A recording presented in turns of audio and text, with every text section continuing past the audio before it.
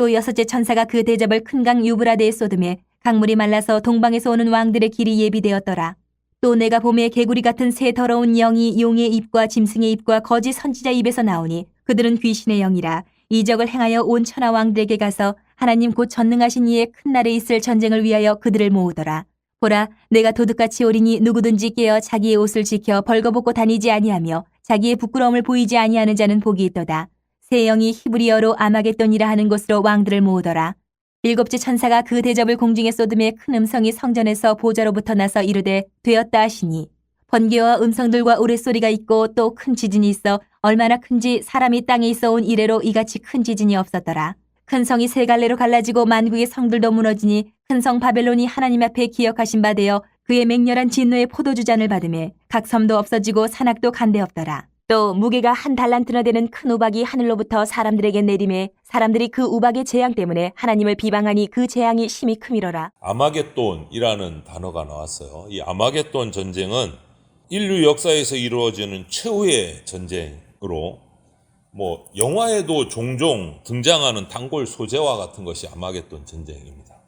모든 나라가 다 모여서 대규모의 전쟁을 일으킨다는 내용인데 이 내용만 가지고서도 영화를 만드는 사람들한테는 충분히 좀 재미있는 거리가 되는 것 같아요. 그러나 진짜 성경이 이야기하고 있는 아마겟돈 전쟁의 핵심은 뭐냐 하면 하나님을 대적하는 모든 악한 영과 열방이 19장을 보면 19장에 더 자세하게 아마겟돈 전쟁 이야기가 나오는데 백마탄 만왕의 왕이신 예수님께 모든 악한 영들과 열방이 대항하다가 패배해서 영원한 심판을 당한다. 이것이 아마겟돈 전쟁의 핵심이에요. 아마겟돈. 모든 악한 영들, 악한 대적자들이 예수님과의 최후의 전쟁에서 패해서 멸망한다. 이것이 핵심이에요. 오늘 12절을 보면 여섯 번째 천사가 대접을 유브라데 강에 쏟으니 강물이 말랐다. 이렇게 기록하고 있어요. 구약시대의 유브라데 강은요, 위치적으로 보면 이스라엘 백성과 이방 제국들 사이에 방어, 경계선 역할을 해요. 유브라데 강이. 유브라데 강이 말랐다. 이 말은 뭐냐? 방어선이, 방어벽이 뚫려버린 거예요. 동방의 열방들이 이스라엘을 쳐들어오기 쉽게 돼버린 거예요. 강이 말랐으니까 그냥 말 타고 건너오면 되는 거예요. 역사적으로 봐도 고대의 바사왕 고레스가 유브라데의 가뭄 때문에 유브라데 강이 말라버리니까 강을 쉽게 말 타고 건너가지고 전쟁을 벌인 역사들이 기록이 돼 있어요. 강물이 마르자 동방왕들이 지나갈 수 있는 길이 마련됐다. 오늘 이렇게 그들이 쳐들어오는 거예요. 쳐들어오는. 그러므로 이 말은 뭐냐? 여섯째 천사가 대접을 부으니까 유브라데 강에 부으니까 강물이 말랐다. 여러분, 하나님의 보호의 손길이 거두어지면 심판이고 멸망밖에 없습니다. 하나님께서 우리를 보호하시는 그 손길이 거두어지면 우리는 악한 영들로부터 사탄으로부터 공격을 당하게 돼요. 그리고 이어서 하는 말이 13절에 보면 개구리 같은 더러운 영이 악한 존재의 그 삼위일체와도 같은 용, 짐승, 거짓 선지자 입에서 그런 악한 영들, 개구리 같은 더러운 영이 나왔다. 이렇게 기록을 해요. 아마겟돈 전쟁을 부추기는 실제적인 존재는 용이 뭡니까? 사탄이요. 짐승은 적그리스도예요. 이들이 바로 아마겟돈 전쟁을 부추기는 근본 존재들이라는 거예요. 이들에게서 나온 귀신의 영은 세상의 왕들을 부추겨서 어린 양과 싸울 군대를 모으는 거예요. 하나님을 대적하는 거예요. 하나님을 대적. 그래서 이 14절에 나오는 귀신의 영은요, 땅의 왕들을 미혹하기 위해서 이적도 행하고 온갖 거짓말과 유혹하는 말로 하나님을 대적하는 세력들을 모으는 거예요. 그래서 이 세 영이 아마겟돈이라고 하는 곳에 그 하나님을 대적할 영들을 모아서 집결한다. 거기서 전쟁이 벌어진다. 이렇게 얘기하는 거예요. 아마겟돈이라는 이 단어는요, 히브리어인데 무기또의 산이라는 뜻이 있어요. 이 무기또라는 곳은 갈릴리 남쪽 지역에 위치했는데 고대로부터 유명한 전쟁, 거기서 전쟁이 많이 일어났어요. 그리고 사탄의 관계, 이런 것처럼 오늘날도 마찬가지입니다. 사탄의 그 계략으로 이단, 사이비 등의 매스컴이나 이런 것들을 통해서 하나님을 대적하는 세력을 모아요. 무기또의 사탄이 이 대적하는 세력들을 모아서 예수님 어린 양과 전쟁을 벌이려고 준비하듯이 오늘날도 사탄의 세력들은 자기들의 세력을 모읍니다. 교회를 대적하기 위해서, 하나님을 대적하기 위해서. 옛날같이 모으는 게 아니에요. 눈에 보이게 다양한 사상이나 문화나 이런 것들을 가지고 하나님을 대적하는 무리들이 모이는 거예요. 그러므로 우리는요, 이런 세대에 말씀을 기준으로 진리가 아닌 것들을 냉철하게 분별하고 경계할 수 있어야 돼요. 거기에 우리가 타협하거나 협력할 수가 없는 거예요. 세상의 그런 문화에 물들지 않도록 깨어서 기도해야 된다. 그러면 아마겟돈 전쟁은 언제 일어나나 몇 날, 몇 월, 며칠, 몇 시는 모르지만 하나님의 큰 날에 일어납니다. 그것을 오늘 기록하고 있어요. 14절을 보니까 더러운 귀신의 영들이 아마겟돈으로 그 세력들을 모으고 싸우려고 하는 그 결전의 날을 이렇게 표현해요. 하나님 곧 전능하신 이의 큰 날, 이렇게 표현해요. 그때 전쟁을 일으킨다. 전능하신 이의 큰 날. 구약 성경을 보면, 구약 성경에 나오는 많은 예언들과 계시들을 보면 가장 중요한 그 주제고 중심되는 사상이 뭐냐면 주의 날, 주의 날, 주의 날에, 주의 날에, 이것이 계속 반복이 돼요. 이 모습, 이 관점을 우리가 따라보면 주님의 날은 옛 시대가 지나가고 하나님의 두려운 날이 임하면 이스라엘의 영광이 새 시대가 열리는 날이다. 이것이 주의 날, 이스라엘 백성들이 생각하고 있는 주님의 날, 새 시대가 열린다. 악들은 다 떠나가고 옛 시대는 떠나가고 새 시대가 열린다. 그것이 주의 날이에요.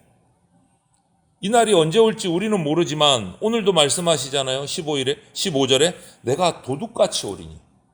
도둑같이 오리니. 그러므로 깨어서 자기 옷을 지키고 벌거벗고 다니지 아니하며 자기 부끄러움을 보이지 않는 인생이 복된 인생이다 라고 얘기해요. 깨어 자기 옷을 지킨다. 주의 날이 올 때 깨어서 자기 옷을 지킨다. 이 표현을 보면 깨어서 자기 옷을 지킨다. 동사가 두 개요. 깬다, 지킨다. 이것을 이 원어를 보면 전부 다 현재형이에요. 현재형. 현재형이라는 말은 뭐예요? 계속 깨어있고 계속 지킨다는 뜻이에요. 잠시 옛날에 지켰다가 끝나는 게 아니고 계속, 현재형은 지금도, 과거도, 지금도, 미래도 계속 깨어있고 계속 지킨다는 뜻이에요. 계속. 여러분, 하나님께서는요, 한번 시작하신 구원은 반드시 완성시키십니다. 중도에 포기하지 않으십니다. 반드시 끝납니다. 그렇게 아마겟돈 전쟁을 요한에게 보이시고 여섯 번째 대접을, 일곱 번째 대접을 천사가 사탄의 통치 영역인 땅도 아니고 하늘도 아닌 공중에다가 쏟자, 오늘 17절 보니까 성전 보좌에서 일곱 번째 대접이 쏟아지자 이런 목소리가 나요. 되었다, 되었다, 되었다 라는 큰 소리가 들려요. 이것은 주님께서 십자가에서 마지막 하신 말씀이 떠오르는 말이에요. 요한복음 19장 말씀처럼 다 이루었다, 되었다, 다 되었다 이 뜻이에요. 완성했다. 말씀처럼 모든 심판이 다 이루어지고 마침내 하나님의 큰 구원의 역사가 마무리됐다. 이 말이에요. 이 일곱 번째 대접을 쏟음으로. 여러분, 우리 만물의 역사는 하나님이 정하신 목적지를 향해서 중단 없이 계속 전진합니다. 흘러갑니다. 우리는 하나님이 뜻하시고 약속하신 바를 다 이루었다, 다 되었다 라고 선언하는 그날을 바라보면서 살아가는 사람들이에요. 그것이 성도 그리스도인이에요. 그날을 바라보면서. 하나님의 때가 언젠지 우리는 아무도 몰라요. 그렇기 때문에 깨어서 기도하고 준비하고 부끄럽지 않도록 살아가야 돼요. 항상. 아버지만 아신다 그랬어요. 아버지만. 성부 하나님만 아세요. 성자도 모르고 성령님도 몰라요. 그 때와 일시는. 그렇기 때문에 그거 알려고 발버둥 치지 말고 그거 가지고 말씀을 이상하게 막 해석하지 말고 늘 깨어서 준비해야 돼요. 깨끗하게 지켜야 돼요. 오늘 이 6번째 아마겟돈 전쟁을 표현하는 6번째 대접 재앙, 그리고 그 모든 마지막 최후의 심판이 끝나는 7번째 대접 재앙에 이루었다, 다 되었다라는 이 말씀을 우리가 살펴보면서 아마겟돈 전쟁은 열방이 전 세계가 모여서 치르는 대전쟁입니다. 더럽고 악한 영들이 열방들을 부추겨서 하나님을 대적하는 전쟁이에요. 그러나 주님이 도적같이 오셔서 그 모든 대적들을 다 멸하실 겁니다. 정한 때가 되면 완전하고 철저하게 심판하십니다. 그것을 얘기하고 있는 거예요. 완전하고 철저하게. 그래서 그 6번째 대접 재앙이 끝나고 7번째 대접을 부을 때 되었다라고 말씀하시는 거예요. 되었다. 맞춰졌다. 심판이 끝났다. 이 7 대접 심판은 7인이나 7 나팔 심판 때와는 달리 그 대접이 부어지는 장소들을 보면 남겨두는 영역이 하나도 없이 모든 곳에 다 부어집니다. 모든 곳에 다 부어져요. 그리고 6번째 재앙이 내려진 다음에 막간 없이 쉴 시간 없이 바로 최후의 재앙으로 이어져요. 6장 8절이나 7장이나 이렇게 보면 사탄의 세력들이 총집결해서 최후의 발악을 하지만 주님은 도둑같이 임하셔서 재림하셔서 그 전쟁을 순식간에 종결시킵니다. 그래서 7번째 재앙을 성경은 오늘 뭐라고 합니까? 단 한 번도 이 땅에 있어온 이래로 이 같은 큰 지진이 없더라. 단 한 번도 누구도 경험해 보지 못한 엄청난 재앙으로 그냥 한순간에 그 대적들을 다 심판하신다는 뜻이에요. 7번째 대접 재앙. 큰 지진으로 우레소리와 함께. 그냥 최후의 재앙으로 딱 끝을 내시겠다라고 말씀하시는 거예요. 여러분, 이런 모든 우리가 감당할 수 없는 큰 전쟁과 큰 재앙이 마지막에 최후의 심판 때에 있는데 그때 우리가 그 심판에 휘둘리고 그 전쟁에 휘둘리는 것이 아니라 승리의 자리에 서 있기 위해서는 우상숭배 같은 죄에 물들지 않고 자신을 정결하게 지킨 사람에게 그 승리가 주어집니다. 그래서 오늘 그 말씀한 거예요. 깨어 자기 옷을 지키라. 자기 옷이 뭡니까? 신랑 대신 예수님을 맞이할 신부의 옷을, 정결한 신부의 옷을 깨어서 지켜야 돼요. 깨어서. 가면 갈수록 대접 재앙이 첫째, 둘째, 셋째, 넷째 가면 갈수록 우리 어제 오늘 본문을 묵상했지만 회개를 하는 것이 아니라 더 강하게 하나님을 비방하고 모욕하고 회개하지 않습니다. 점점점 극렬하게 하나님을 비방하고 믿는 자들을 유혹하고 넘어뜨리려 합니다. 그럴수록 더욱 정신을 차리고 거룩한 백성다운 그러한 성품과 삶을 우리가 유지해야 돼요. 그것이 깨어서 지키는 삶입니다. 하나님은 악도 세상에 대해서도 오래 참으십니다. 회개할 기회를 계속 주시잖아요. 우리 지금 계속 묵상해 왔잖아요. 계속 회개할 기회를 주십니다. 하지만 그렇다고 해서 영원히 참지는 않으십니다.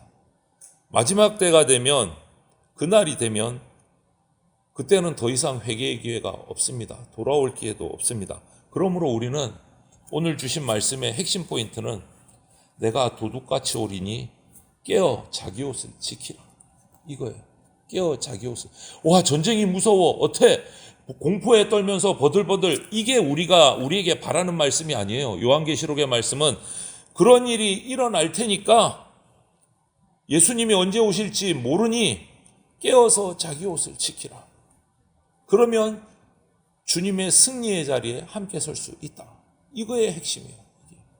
그래서 늘 깨어서 그 날을 도둑같이 주님이 오실 그 최후의 심판의 날, 승리의 날을 준비하는 그러한 성도들이 다 되시기를 주님의 이름으로 축원을 드립니다. 아멘.